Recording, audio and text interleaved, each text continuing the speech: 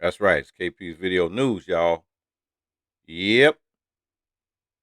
Keeping it with you real, keeping it with the raw. That's right. All right. What's today's date? February 26th, 2022. 2022. And this time is moving on, man. It's not waiting for anybody. It's not waiting for anyone. And telling you folks, got to do what you got to do, man, to make things work these days. And so it was starting off real quick. It was a group of people that went through a crazy situation they had to go through. Man, we had 9 black workers that sued a Dallas company for discrimination, and so they got a $70 million verdict. 70 mil. Yep. Joshua Yarbrough says he knew something was up when he noticed newly installed cameras at the offices of a Dallas telecommunications equipment company where he worked. And it was 2018, and a 34-year-old Fort Worth man watched as his black colleagues at Glow Networks Incorporated were reprimanded for checking their phones during work and moved away from one another in their workspaces. He noticed his non-black co-workers didn't get the same punishment. Of 11 rooms in the office, 2 were monitored by cameras, and that's where black workers were told to sit. African Americans were pushed right in front of the cameras, and we realized we were watched closely, said Yarbrough, a lead engineer at the company. Yarbrough found out he was being replaced by 2 employees with less tenure uh, and telecommunications experience. His replacements were not black, and he was demoted to an engineer in the group, overseen by his replacement. So he resigned. We decided to take it into our own hands and actually go to court and really fight for something that we believe was not right, Yarbrough stated. African Americans deal with this type of thing every single solitary day. So Yarbrough and 9 of his other former employees sued Glow Networks and its parent company, CSS Corp, for racial discrimination.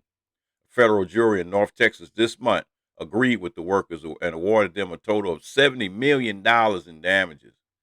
Glow Networks, a Delaware corporation with its main office located in Dallas and on Preston Road, performs engineering, installation services, and consulting for telecommunication companies. The company was acquired by CSS Group in 2010. Glow Networks is extremely disappointed in the jury verdict as we do not believe it comports with the law or the evidence, and stated the global CEO of Glow Networks. Said Glow Networks prides itself on maintaining a diverse workforce free of discrimination, retaliation based on race, and we are currently exploring all avenues on appeal. In court documents, Glow Networks denied exposing the former employees to a hostile work environment and said it exercised reasonable care to prevent and correct promptly any harassing behavior. Of the 10 former workers, many had complained about discrimination to Glow Networks management and the company's human resources department, but no action was taken. Then the law, uh, no action was taken at their alleged in their lawsuit. And Matt Laughlin, a white team leader who joined in the lawsuit, said he had recommended 2 black employees on his team for promotion. The lawsuit said neither was promoted. When the company went through a series of seniority-based layoffs, high-performing black employees were laid off instead, he said. Laughlin, 34, was told during the layoffs that Human Resources instructed his manager, don't lay off any white people, according to the court documents. He immediately complained to his manager, who took it to Human Resources. Laughlin was demoted less than 2 weeks later and eventually resigned. Everybody's equal and the same. I'm just that kind of personality. And he said he stand up for people.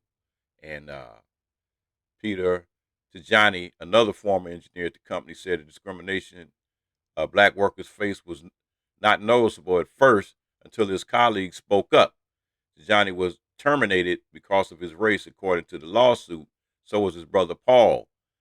I don't wish for anyone to go through this kind of trauma, that he said. Since discrimination complaints filed with the EEO Opportunity Commission can take considerable time to resolve, lawyer Brian Stanford said the ex-employees chose to use the Civil Rights Act of 1866, the first federal law to define U.S. citizenship and to protect different races.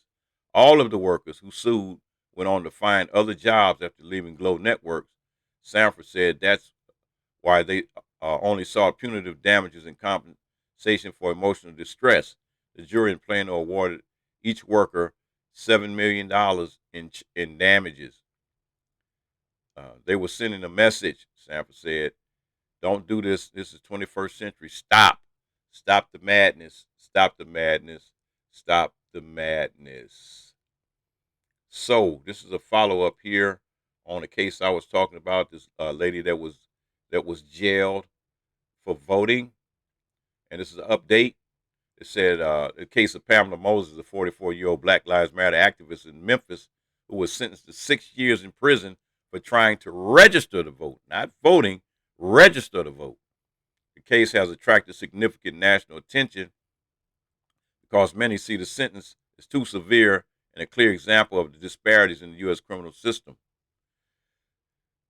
justice system. The prosecution's case is built around the argument that Moses knew she was ineligible to vote because she was on probation, and people with felony probation in Tennessee cannot vote. Indeed, a few months before she tried to register, a judge had issued an order telling Moses her probation was ongoing, but nevertheless, prosecutors argued she convinced a probation officer into signing the form saying she was eligible to vote, and then knowingly submitted the document knowing it was false.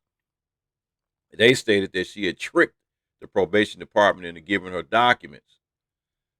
Moses, for her part, stated that she did not know she was ineligible, and her lawyers have said she went to the probation office genuinely to seek clarity about whether she could vote or not. So in September 2019, just 2 days after probation officer mistakenly signed a certificate telling Moses her probation was complete, officials at the Tennessee Department of Corrections investigated how exactly their employee made the error. The investigation didn't find that Moses had deceived the probation officer, but rather that the officer had made a good faith mistake. And it was found that the probation officer, referred to as Manager Billington, spent about an hour investigating whether Moses was still on probation. Billington came across a note in Moses' file noting that in 2016 she had been placed on a supervised probation for 2 years, even though the system had said Moses remained on unsupervised probation. Billington thought it was a mistake. The person who handled the file, he believed, forgot to close out the case when the supervised probation ran out. That's why he ultimately signed the voting certificate saying her probation had expired in 2018 and she was eligible to vote. Manager Billington advised that he thought that he did due diligence in making his decision. Joe Williams, an administrator for the Department of Corrections, wrote Lisa Helton, a top department official. Manager Billington failed to adequately investigate the status of the case. He failed to review all of the official documents available through Shelby County. But Williams went on to note that if Billington had looked harder, he would have found additional documents issued in 2019 that said Moses was on probation. Williams conceded that it was tedious to find some of that information. The information that Manager Billington had at the time he signed the voter registration was insufficient to reasonably affirm that an offender was off supervision. So they went on and on and on and on, man. So it's like this lady, she was trying to run for office in Memphis, and they tried everything they could possibly do to keep her from running from office. Now is went from point A to point Z, to the point of them locking her up for trying to register to vote, not voting, trying to register to vote. 6 years for trying to register to vote. Let that sink in. And that's why some of these states I'll be trying to avoid, man. Tennessee, Mississippi, Kentucky, Texas, Florida, any of them down south states, really. So we have, on to the next story. They have an alleged suicide has landed a former North Carolina police chief behind bars for a dozen charges. William Anthony Spivey, 36 years old, is a former police chief of Chadbourne, North Carolina. He was arrested on February 24th following a crime tip and an investigation that included multiple local and statewide law enforcement agencies. He currently has 40 outstanding warrants for failure to appear. Each warrant has a bond of $25,000 apiece at a total of $1 million. On the same day, Columbus County Sheriff Jody Green said that his office arrested Debbie Bridgers in Fair Bluff. She was charged with one felony count of obstructing justice for allegedly assisting Spivey with his fake suicide. Harold Dean Sasser was also arrested in Whiteville and charged with the same crime. Both individuals received $100,000 bonds. Green said the investigation remains ongoing and that trials are likely. According to the Horry County Police Department, Spivey was relieved of duty last spring following a misconduct investigation by North Carolina State Bureau of Investigations. He was eventually charged with over 70 felonies, including evidence mishandling, drug trafficking, and embezzling. Authorities said Spivey has been reported missing past money for failing to return from a fishing trip in Columbus County, leading to an extensive water search. Green said his department was contacted by North Carolina wildlife officers in reference to an abandoned boat located in the Lumber River and near Sand Hills Hunting Club. At the scene, investigative officers reportedly noticed a truck at a boat landing and a hunting camp with people in the vicinity. Officers were reportedly told by Spivey's friends and family that Spivey was last seen driving the truck. The boat also belonged to him.